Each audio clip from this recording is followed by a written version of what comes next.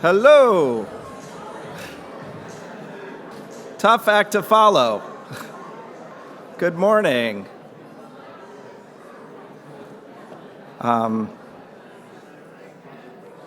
It's actually pretty terrifying to be up here. So good morning. How are you? How are people doing? I gotta step away. Can you still hear me? I think this is on, right? Good morning. How are we doing? All right, just want to make sure. That's a really tough act to follow. I've never in my life followed a senator. That's crazy town, right? I want to thank some people for inviting me to be here. Thank you, Kirk. Thank you, Cynthia. Thank you, President Garamella. It's crazy. It's just crazy. There's a nightmare people have about public speaking, right? Where you suddenly find yourself on stage and you don't know what you're going to say and you don't know who you're talking to and you're not fully dressed. I've got that covered, I think. All right. So who am I and why am I here? My name is Jay. I work in the arts. Honestly, I don't usually get invited into these kinds of spaces. This is a pretty rare place for me to be. Often the arts are the thing you get to after you've worked on infrastructure projects and capital investments, and it's the thing you do when you've solved all the other problems often. But today we're here. The arts are here. I'm here, front and center.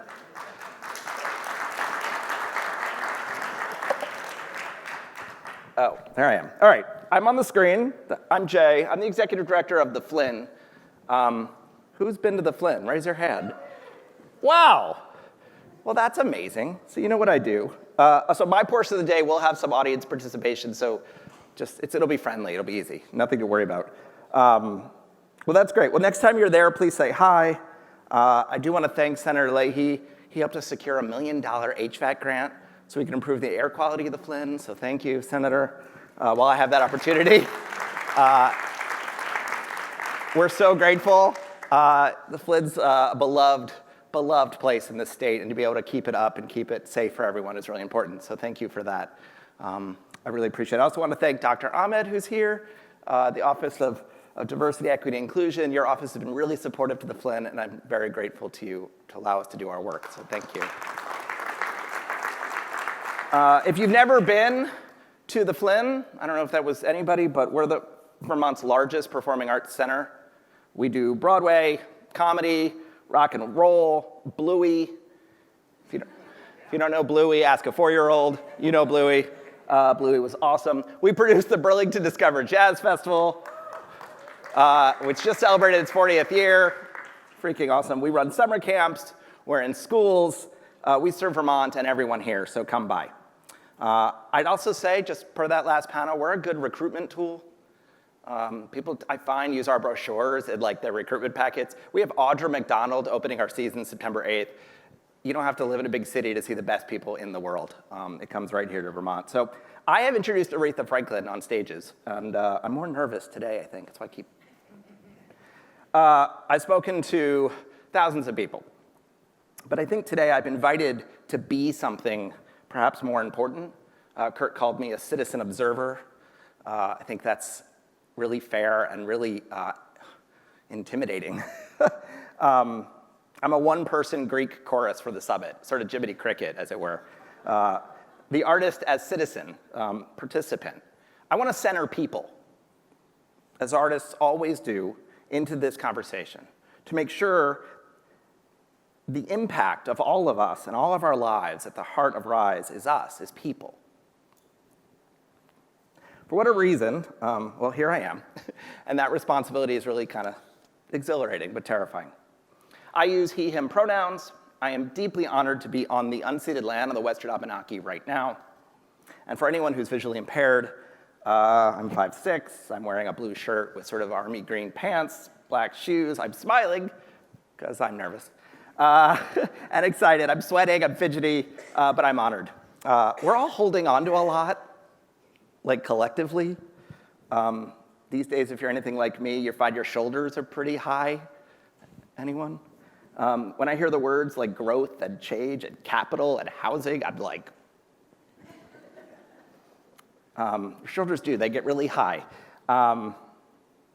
Everyone do this, actually. Let's just, come on, lift, higher. Tension, tension, tension, tension. All right, let's let them go. Deep breath. Okay, better? Let's give ourselves permission today and through Rise tomorrow to really relax into this space with all the joy and the anticipation that it can contain, and that's up to us with low shoulders. All right. We need to have such appreciation for this opportunity. Of course, this group of people has never been in a room like this together. It won't ever happen again, so we really should appreciate that. That's the special moment of us gathering in community, to put community into community, which is sort of what the arts do. I'm a risk professional. What does that mean? When you boil all the titles I've ever had, producer, playwright, figure skater, yes, I'm a risk professional. I'm oddly, deeply interested, excited. I enjoy things that might not work out, like right now. There's inherent risk in every project. It's every idea. What if, I think as Kirk said, we put on a conference and no one comes up? What if the show opens and no one's there? What if it's not any good? So in the arts, in addition to those and other obvious risks, we do this insane thing where we invite people to our deadlines. We put out an idea and we commit to it before we even know if we can do it, right? We sell tickets against an announcement, an intent. That's crazy, I think. Can we go to the next slide, actually? Okay, see this photo? This is a project I produced called Crystal Palace. It took me 5 years. I'm just coming back so I can see it with you, if that's okay. It took me 5 years. It was this crazy idea I had. Okay, so you know when you go to a music concert and some people can get better seats than others? Right, some people can sit close to the stage, some people are sitting way back here. It's just physics, right? Only so many people can be closer to the stage, and I was worried about that. I was like, well, what's the most democratic art form? How could we work on that problem? Is there a solution? And I thought about it. Fireworks, right? Most democratic thing. We all have the same view. We all have the same entry point. It takes no special education to understand a firework. It's just pure joy. It's like the art form of id. It's beautiful. So I thought, could we do that with a concert? So I invited this group of musicians. They're from France. It's a group called Trans Express. And you can see they're musicians. And they played hundreds and hundreds of feet above a crowd. 200,000 people came to this in my home where I came from. It was beautiful, it was mesmerizing, sparked joy at a spontaneous dance party on the waterfront. Trying to think about how do we create access for everyone? What ideas, what barriers can we overcome to be able to do that? See, risk professional, so many things could have gone wrong, right? Musicians are hanging hundreds of feet in the air, it was insane. The insurance company didn't love it, that's true. But they're no match for risk professionals. Dreaming big, getting others to see a vision, figuring out how to do it, seeing it take flight, quite literally. This is what artists do. They open windows into what's possible. Okay, now you see, I hope, I'm gonna try not to trip here, why we should be here on the stage, why the arts need to be here. We play a central role, I think, all the time. In fact, artists are core to the work of changing and growing New England. When it comes to innovation and entrepreneurship, art and risk is part of the process. So the arts are oxygen, they're non-negotiable. So, but as much as I love ideas that send the plausibility meter, sort of my internal plausibility meter off the charts, what I really want, because I was thinking about that because I got invited, like, what the heck am I saying? What I really want is the right to fail. That's like pure freedom. To take on an idea and get others on board and know it might not work out. It'll be okay. Like, you'll still take my calls if I fail, right? Thank you. Okay, audience participation time. Take out your phone. Can I go to the next slide? All right, can you go to menti.com? There's Wi-Fi information on your table, I hope near the chairs. I think you can just probably go there. You can use the QR code too. But menti.com. Mostly you're there. Next slide, please. You got to enter this code. 1102-134. If you're able to watch this virtually, Please, you can do this too. In fact, that's part of the point, so that we can allow everyone to participate democratically, as if we're all in the sky watching the same firework. All right, so we're mostly there. I see a lot of dummies. That's high-tech lingo. All right, we're ready? All right, next slide, please. All right, so who is here today? Who's at this conference? Who's here? Could you answer that? So the questions, if you don't have a phone and you don't see as well, are you're a student at UVM, your faculty or staff, you're sort of non-university connected Vermont resident, or you're out of state or online or some other.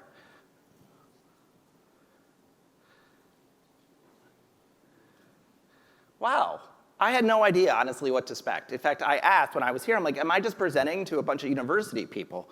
I wasn't really sure what the relative distribution would be. So this is kind of interesting that over half the room are non-UVM related. So I think that speaks really well, Kirk, that you've gotten people in the community to care about what's going on here. Thank you, Cynthia, because I'm here, and well, that's great. The panel mentioned the size of the state relative to its impact, right? You heard them talk about scale. I'm new to Vermont. I moved here from Philadelphia. Philly! Yeah, all right. Go Phils. All right, I'm new to Vermont. I moved here from Philly. I moved here in the middle of COVID, in the middle of winter. I was the artistic director of Pennsylvania's largest performing arts center. It's called the Kimmel Center. We had multiple venues. We did over 1,200 performances a year. We presented everyone from John Legend to The Lion King. Everything about that work was big.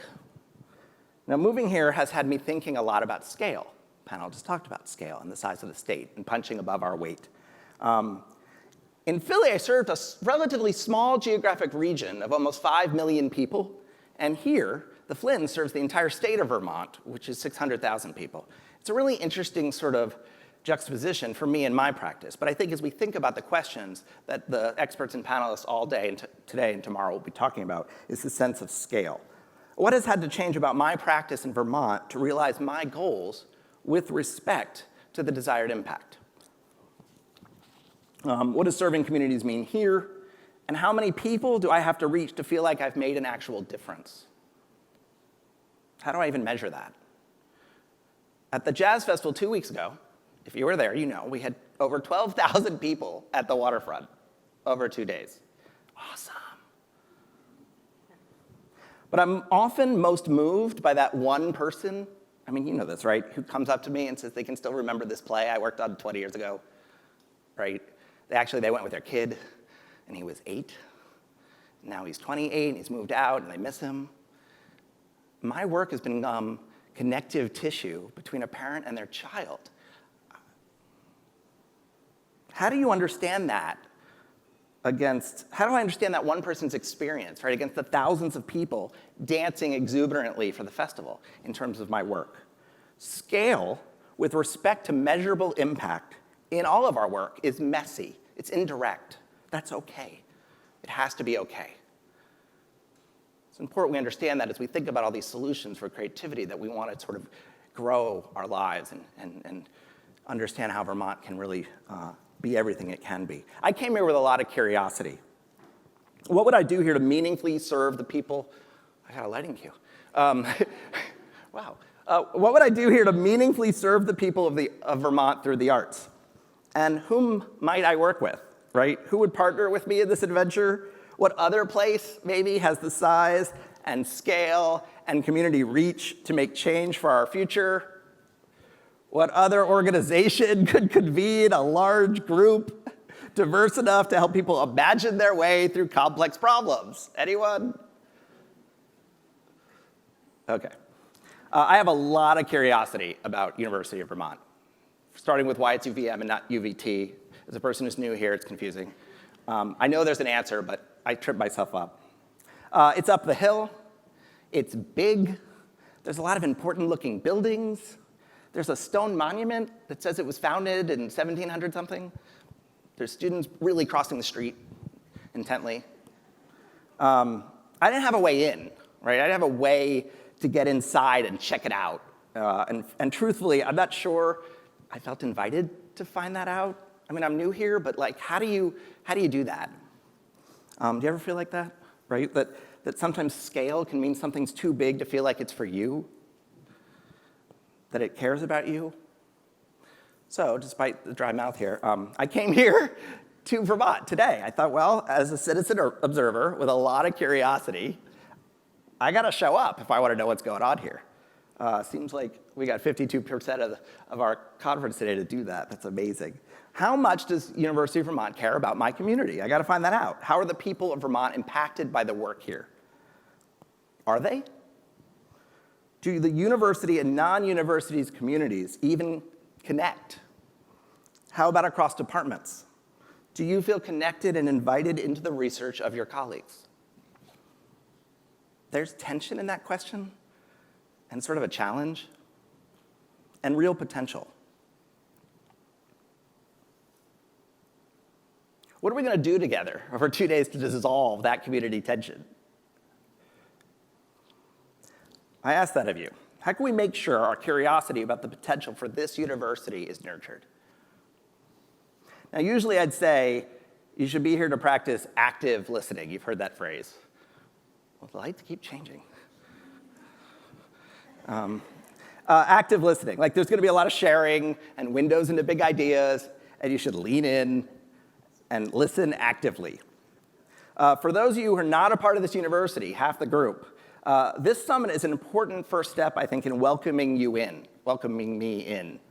But you've been given not just an opportunity to hear about what's happening here and what these experts' ideas are, you have something to add. I want to say that, it's true. You have something to add, to contribute. But you need to also be welcoming to others and invite them to find out about more about you. We all have to be active in this.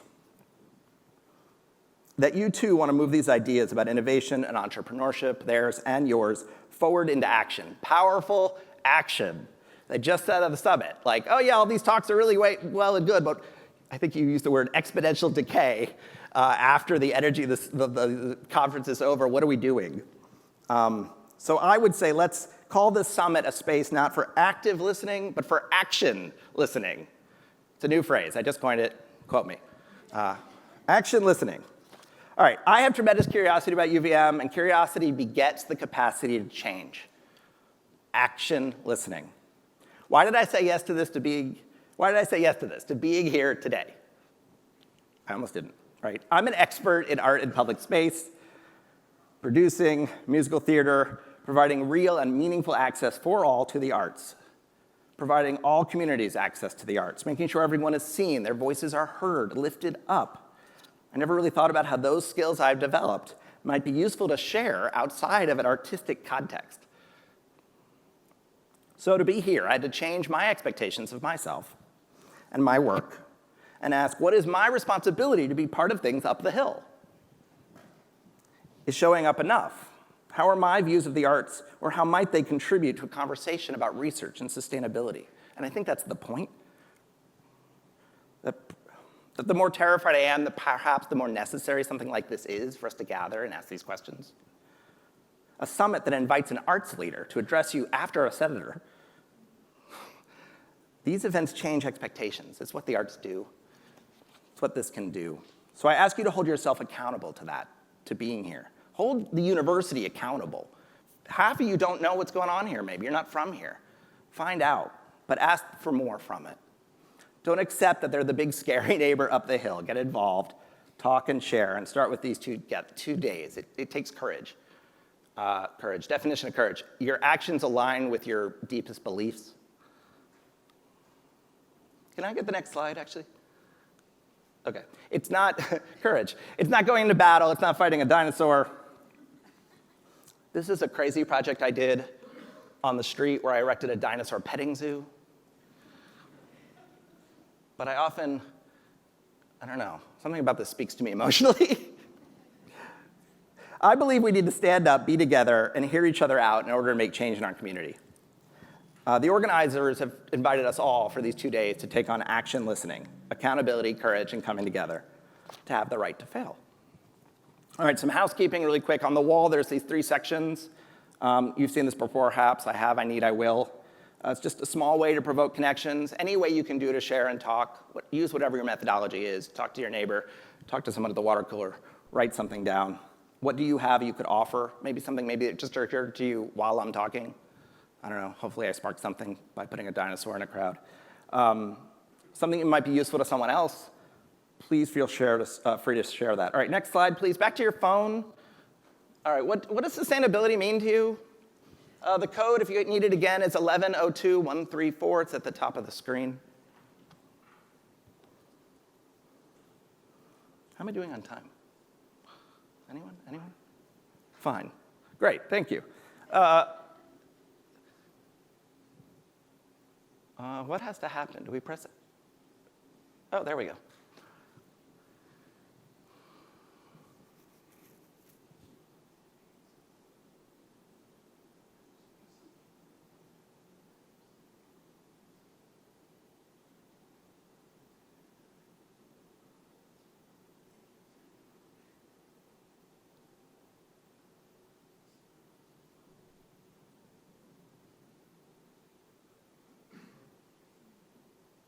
There's some beautiful, beautiful responses.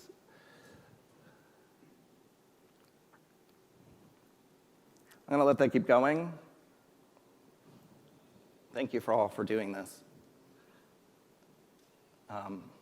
So I'd say sustainability, here's my definition anyway, it's meeting the needs of the present without compromising the ability of future generations to meet their needs.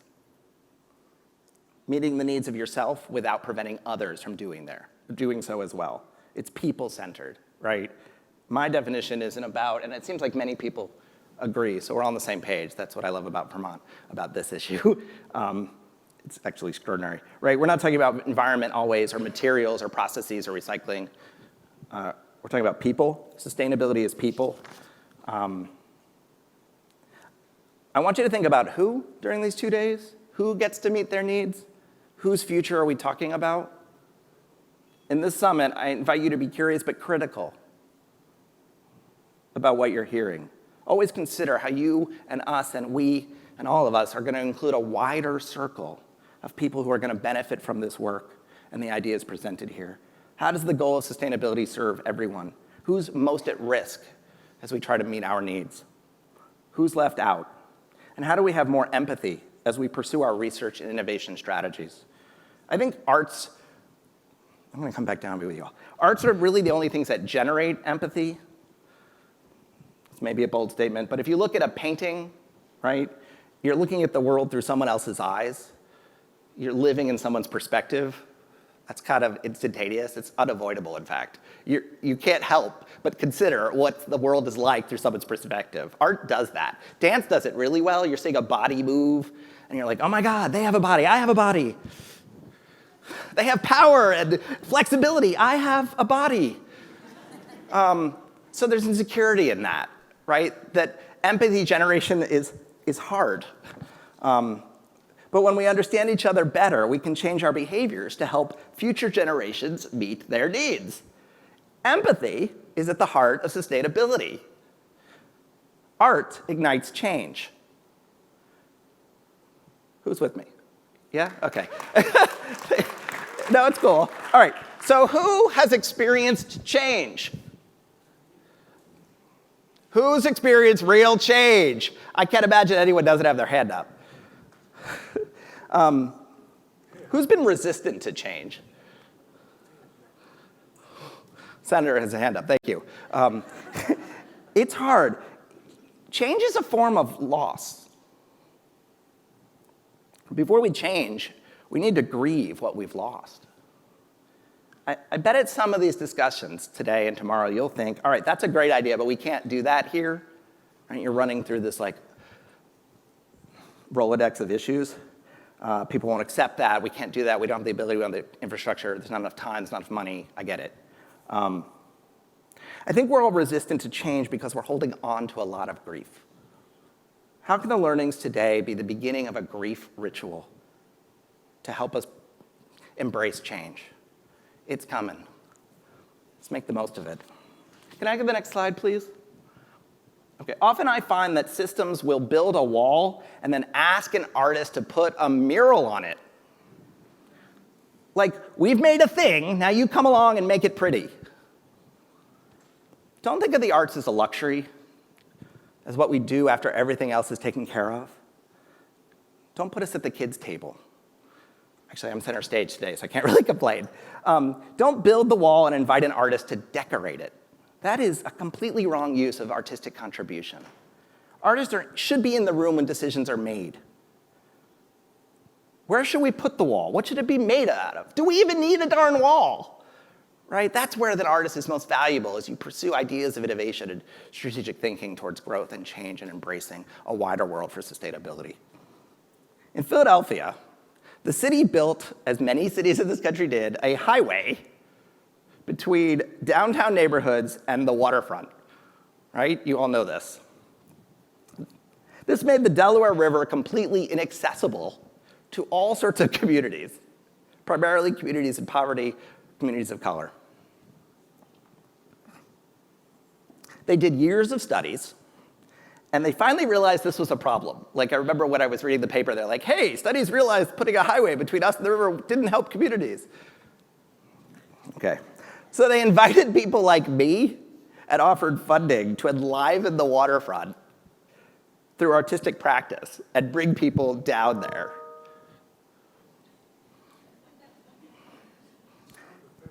It's right, sound effects, right on cue. They invited people like me to come enliven the waterfront through artistic practice, to reconnect the city to its own history and its own vibrancy as a bustling port, welcoming in people from around the world. I wanted to say, take down the highway, that'll help. But instead I made this project behind me. It's called Artículo 13, Article 13, named after there's a Declaration of Human Rights from the UN, and Article 13 of that says essentially that humans should be free to cross borders. I interpret it to mean that countries don't own people. Controversial. It was a project that we did between a French fire company and a Mexican theater company. And this sculptural part of the work memorialized the many immigrants and migrants that are lost through this crossing of borders. It's actually a memorial. The sculptures are made of pallets. At the time, there was these stories of people fleeing Turkey and Tunisia and going through like Croatia and Montenegro and trying to sail to Italy, and they were sailing on boats made of pallets that were not seaworthy. So you would know what happens to those poor folks. So we made this memorial. It was my way to be curious and move the energy in the other direction, asking less about how the city might atone for its past infrastructure mistakes, and instead try to build empathy for the many communities who came here and asked us to see them and welcome them. To build empathy for people who are new to a place, like me here in Vermont, like many of you, people who have seen so much change and contribute so much to helping us meet our needs. Can I have the next slide, please? This will be quick. I'm almost done. Okay, how are you feeling right now? I'm saying a lot of things.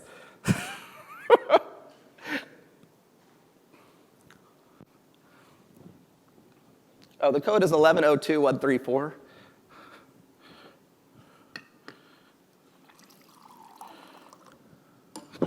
Whoops. It's wet up here.